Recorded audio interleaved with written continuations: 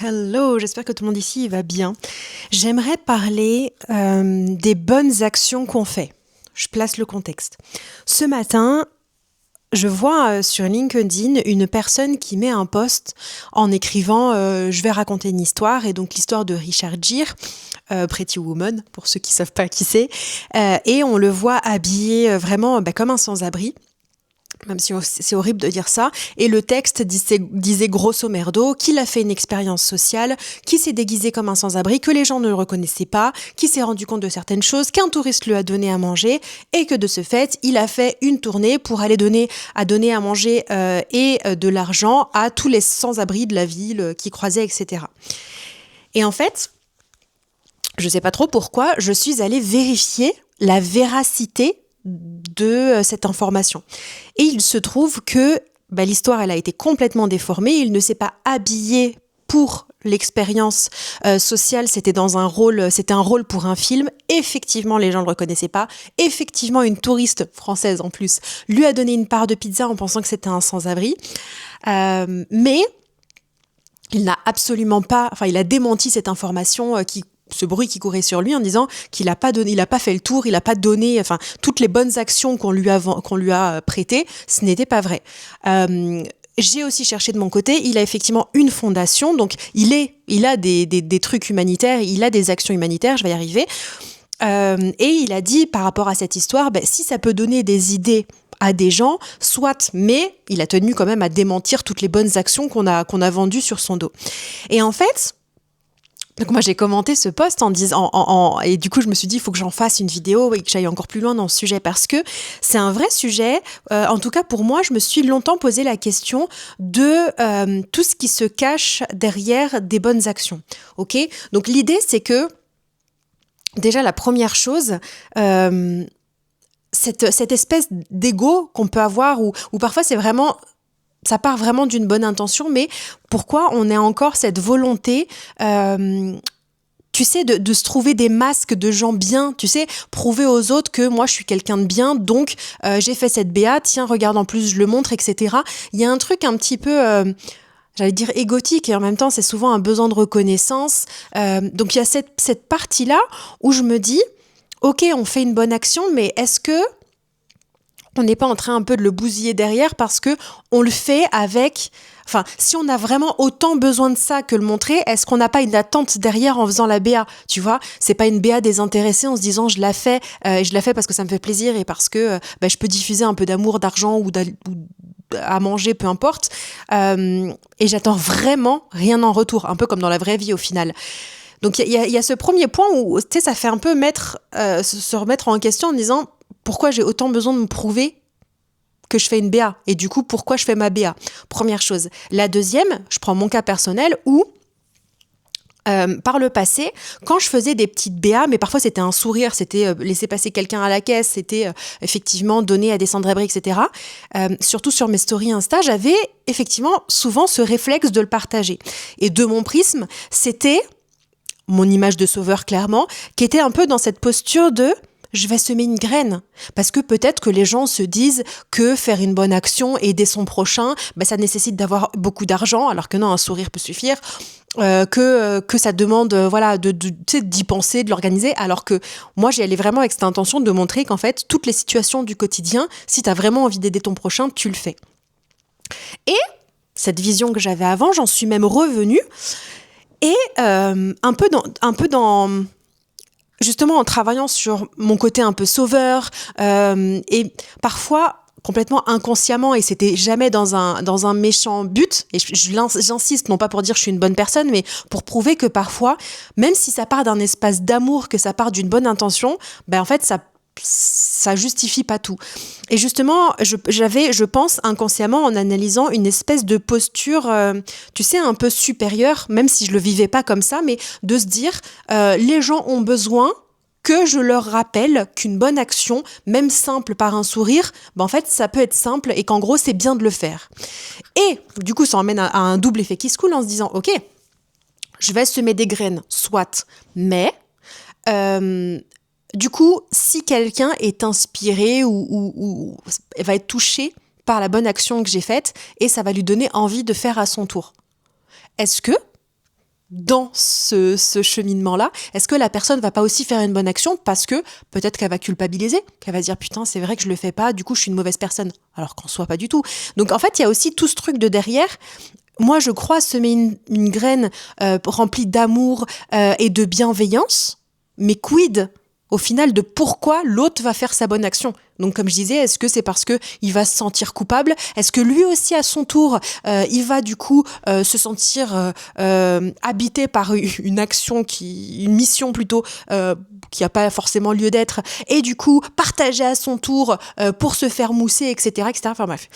Et comme je suis pas en parallèle, moi, vraiment dans une posture de me dire, en fait, moi je crois au fait que tu sais, ce truc de parler un peu à la conscience supérieure des gens. C'est bizarre dit comme ça, mais en fait, je crois au même titre que j'ai toujours vu de quoi une personne était capable, les qualités, voilà, c'est quelque chose que je décèle très fort, très rapidement chez les gens. Tu sais, il y a ce truc-là de se dire, en fait, si je parle effectivement à toutes ces personnes qui pour moi en fait ont cette capacité de générosité si elles le veulent, parce que ça dépend aussi de plein de situations, en fait je suis pas censée avoir besoin de leur rappeler. C'est-à-dire que quelqu'un qui est foncièrement généreux, qui a foncièrement envie de donner, on n'est pas obligé de semer des graines, tu vois. Et donc du coup, la dernière fois, je sais même plus ce que c'était, je fais une BA. Et un peu dans mes anciens réflexes, je commence à partager, mais avec une espèce de, c'est pas une morale, mais avec le cheminement que j'ai eu, etc., en me disant, bon, je vais peut-être transmettre, j'ai envie de transmettre ça, j'ai envie de le partager. Et quelques minutes après l'avoir posté, il y a un truc qui me dit, enlève. Je l'enlève et je pars justement en échange avec une personne que j'adore, Kika, si tu passes par là, avec qui j'adore échanger de tout et de rien. Et justement, on a exactement cette conversation. Et je lui dis, en fait, je crois que ça me dérange aujourd'hui de entre guillemets, tu sais, devoir dire aux gens ce qu'ils doivent faire dans le côté amour, tu sais, bonnes actions, etc. En fait, ça doit pas venir de moi. Et en fait, on avait un peu le même discours et la même pensée par rapport à ça que, en fait, quelqu'un qui a envie de faire du bien, on n'est pas censé lui rappeler, et on n'est personne pour lui rappeler, parce que je dis ça déplante plein de choses, parce que la vie est pleine de nuances, et que moi, les sans-abri, par exemple, je vais pas donner à tous les sans-abri. Il y a des gens que je vais sentir, il y en a non. Il y a des gens, je vais être foncièrement, je vais volontairement leur décrocher un sourire, et peut-être leur décrocher un mot et parler avec eux, et parce que j'en ai envie. Il y a d'autres personnes, pas du tout. Donc en fait, il n'y a pas de règle non seulement il n'y a pas de règle dans ce genre de, entre guillemets, de BA, mais ça va encore plus loin que ça. C'est parce que non seulement il n'y a pas de règle, parce que en fait il y a tellement de choses qui peuvent jouer à un moment M, que je ne suis personne pour tu sais, poser ce truc là en mode eh oh, vous pouvez tous faire des BA si vous voulez tous les jours. Oui, merci Madame de la Palisse, on le sait déjà. Et en fait, si on a envie de le faire, on va pas forcément attendre de se rappeler que je l'ai dit pour. Même si effectivement, parfois, de l'avoir en conscience, ça permet de faire le tilt. Mais j'estime être personne pour et ne plus vouloir être dans cette posture un peu de faites ce que je dis, regardez, je suis une bonne Samaritaine. Non.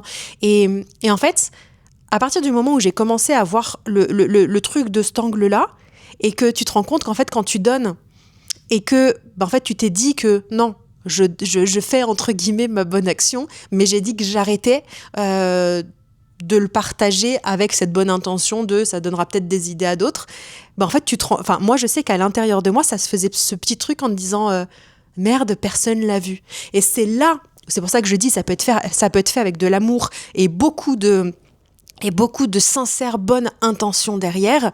C'est là que tu te rends compte que y a quand même un petit truc égotique, il y a quand même un petit besoin de reconnaissance qui vient chatouiller parce que t'as cette frustration qu'on t'ait pas vue. Et alors rien à voir, mais ça m'arrive souvent, ça m'est arrivé il y a pas si longtemps que ça plutôt, parce que souvent non, j'adore les enfants. Vraiment, c'est mon rêve d'être mère, peut-être que la vie m'en donnera, je ne sais pas, mais à chaque fois que je vois des bébés, des enfants, même quand je vais aux courses faire du shopping ou autre, moi les bébés c'est ma drogue, tu sais, c'est le truc où je vais systématiquement regarder. Et je me revois, justement en vous parlant, j'ai cette scène qui me revient, j'étais dans un magasin et il y a un petit garçon trop mignon et en fait je commence à rigoler avec lui, à jouer nanana. Et en fait souvent je ziote les parents parce que par respect pour les parents, il y a des parents qui aiment pas. Tu sais, il y a des parents qui aiment pas que tu joues, que tu parles avec leur enfant et je respecte totalement. Surtout voilà, avec toutes les énergies bizarres qu'il peut y avoir autour de nous, je respecte. Et en fait là je regarde une fois, deux fois, la maman calcule pas, elle était avec une amie, etc. Et donc je joue.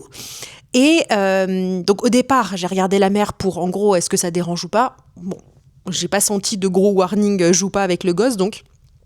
Et en fait, très souvent, je donne cet exemple volontairement, mais en fait, ce que je parle, ça peut être dans tous les domaines et ça peut être dans tous les cas de figure. Mais en fait, donc je joue, puis après, je continue parce que je veux pas non plus rester là 107 ans. Pardon.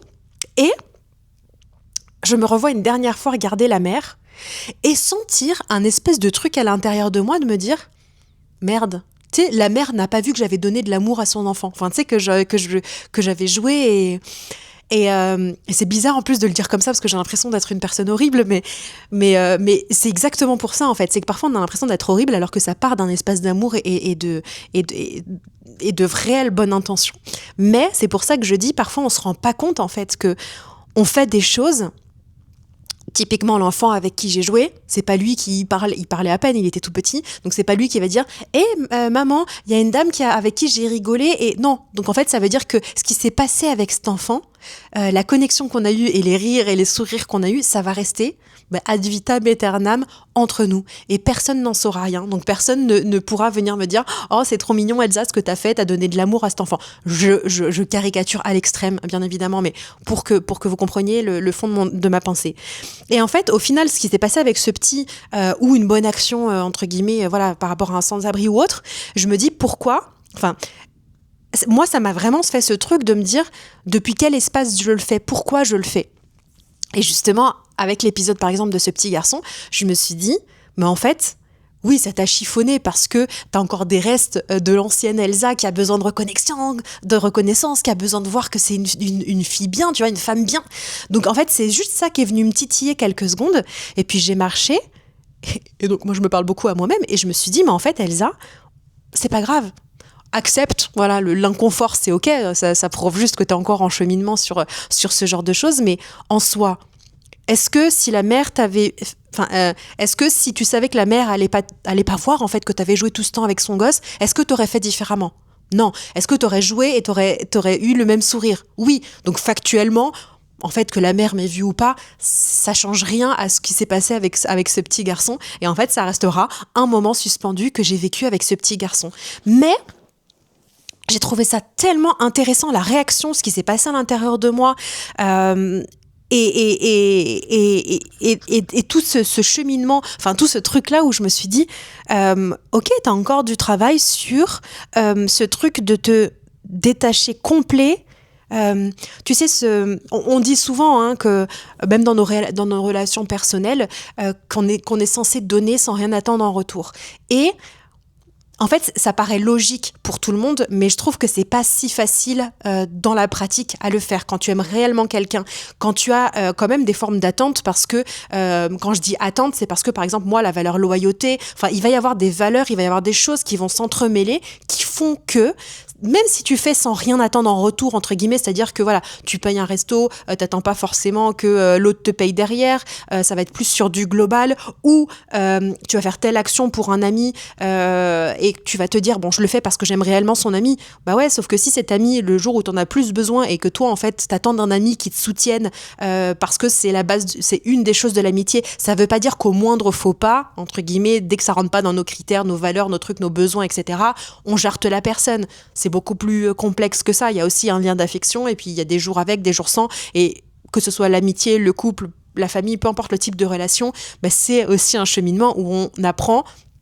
Et c'est juste que parfois, certaines relations, où quand ça va trop dans un sens, en fait, où en fait, c'est plus du tout gagnant-gagnant, là, effectivement, on peut s'éloigner. Mais voilà, tout ça pour dire que voilà, c'est pas tout blanc, c'est pas tout noir, mais ça remet certaines choses en perspective de se dire, ok, si on revient à cette histoire de Richard Gere, voilà, pourquoi des gens ont eu cette volonté, ce besoin de partager ça. En plus, ça les concernait pas. Pourquoi ils ont eu besoin d'enjoliver le truc? Pourquoi? Et en fait, moi, j'ai trouvé ça merveilleux que l'acteur lui-même dise, c'est pas vrai, il aurait pu se dire, ouais, vas-y, je passe pour un mec beau gosse, vas-y, laisse-les dire, tu vois, je m'en fous. Non, il a pris le temps de démentir en disant, non, c'est vrai, il y a, je pense, un réel message, tant mieux si ça parle, mais je n'ai pas fait ça. Et lui, il fait, donc j'ai recherché parce que j'en savais rien que Richard Gere avait une fondation, et c'est moi qui derrière ai recherché et je me suis dit ok, en plus ce mec là fait déjà de l'humanitaire, et c'est tout ce truc là de se dire, même ceux qui font de l'humanitaire, ces choses-là, moi, ça remet beaucoup de choses en perspective. Dès que les gens s'appuient là-dessus, tu sais, ils font une com tu sais, c'est... J'ai pas un autre mot qui vient, tu sais, un peu ce truc côté manipulation d'opinion, ce qui n'en est pas forcément, mais tu sais, ce truc-là de pourquoi ces gens ont besoin de montrer qu'ils font. Tu sais, qu'est-ce qu'ils ont besoin pourquoi ils ont besoin de prouver que c'est des gens bien et qui donnent. Et même si ça peut paraître, tu sais, tu l'entends comme ça, tu dis, ah ouais, c'est vrai, pourquoi ils ont besoin. Ouais, mais nous, à notre microcosme de gens non connus, mais en fait c'est pareil. Pourquoi moi j'ai eu pourquoi j'ai eu besoin que la mère voie que je joue et que j'échange ce moment d'amour avec son fils. Pourquoi à l'époque, quand je faisais une BA, que ce soit un sourire donné à un sans-abri ou quoi, pourquoi j'avais ce besoin sous couvert de l'intention de je veux donner une graine, pourquoi j'avais besoin de faire ça. Oui, pour moi, c'était vraiment semer des graines en me disant tout le monde peut aider, mais en fait, ça voudrait dire quoi? Ça veut dire que en fait, les gens qui ne le font pas sont des gens mauvais? Absolument pas. Tu peux être une personne foncièrement bienveillante et ne pas faire de bonnes actions, en tout cas pas de cette forme-là. Tu feras tes bonnes actions, entre guillemets, d'une autre façon. Enfin, tu vois. Donc voilà, c'est un sujet que j'ai trouvé hyper intéressant. Donc voilà, c'est pour ça que je me dis, pensée ouverte, et j'avais vraiment envie de le déposer parce que ça permet aussi de déculpabiliser justement quand, à force d'entendre... Enfin, tu sais, quand t'es de l'autre côté, j'ai une autre image qui me vient, mais tu sais, dans de plus en plus de magasins, dans les TPE, ils te demandent, même au restaurant maintenant, j'ai vu ça au niveau des pourboires, tu sais, t'as le truc avant de payer qui te dit, donc t'as la personne qui te regarde droit dans les yeux, elle te dit, voilà, si vous voulez arrondir pour offrir en gros 10 centimes à des enfants dans le besoin, handicapés, enfin, qui meurent de famine, et puis tu sais, il te regarde comme ça avec son discours. Et là, t'as une gêne immense parce que tu te dis, putain, mais si je dis non, je vais passer pour une personne horrible. Ou les pourboires, pareil, tu vas te dire, putain, mais si du coup j'arrondis pas ou je mets pas de pourboire dans son paiement, ben ça voudra dire que son service était mauvais. Alors que rien à voir. C'est peut-être le cas, mais peut-être que rien à voir. Et tu vois, de ce côté-là aussi, j'avais vraiment envie aussi de partager tout ça à cœur ouvert, déjà pour montrer que moi, la première, en fait, j'ai beau avoir conscience de plein de trucs chez moi, je suis juste parfaitement imparfaite, comme tout le monde. Et aussi ce truc-là de venir déculpabiliser quand justement on n'a pas envie de faire bonnes actions ou que ça fait pas de nous une mauvaise personne, tu vois. Donc ce fameux TPE où t'as pas envie de donner 10 centimes à telle association. Moi personnellement, c'est vrai que je suis plus dans je donne en direct parce que j'ai une méfiance, je ne sais pas d'où elle vient, j'ai une méfiance dans les assos, enfin la Croix-Rouge et certains trucs parce que dans ma vie personnelle, ils ont sauvé un membre de ma famille. Enfin, voilà, après, c'est chacun et son histoire. Il y a certaines assos où je les ai vus en action, donc c'est avec plaisir que je donne. Sinon, en général, je suis plutôt méfiante, bizarrement, sur certaines assos. Donc en fait, c'est tous ces trucs-là où c'est aussi ce message que je voulais partager de ce côté-là du truc, c'est de se dire, en fait, c'est pas parce qu'on ne fait pas de bonnes actions, c'est pas parce qu'on n'a pas décidé d'arrondir de 20 centimes pour une assos parce qu'on n'avait juste pas envie, ça fait pas de nous une mauvaise personne. On peut être généreux, on peut être quelqu'un de foncièrement, qui en général est foncièrement bon, et ne pas avoir à culpabiliser, de pas être en mode Mère Teresa H24 et de dire amen à tout, à toutes les bonnes actions. Voilà, je pense que j'ai balayé un petit peu le sujet. Of course, je suis preneuse de tous les avis, les réactions par rapport à ce sujet. Vous savez que c'est à travers les commentaires qu'on peut éventuellement communiquer, vous et moi. Donc merci par avance, vraiment du fond du cœur à ceux qui commentent. Et en attendant, je vous envoie plein de bisous cœur, une pluie de love, et je vous dis à très vite.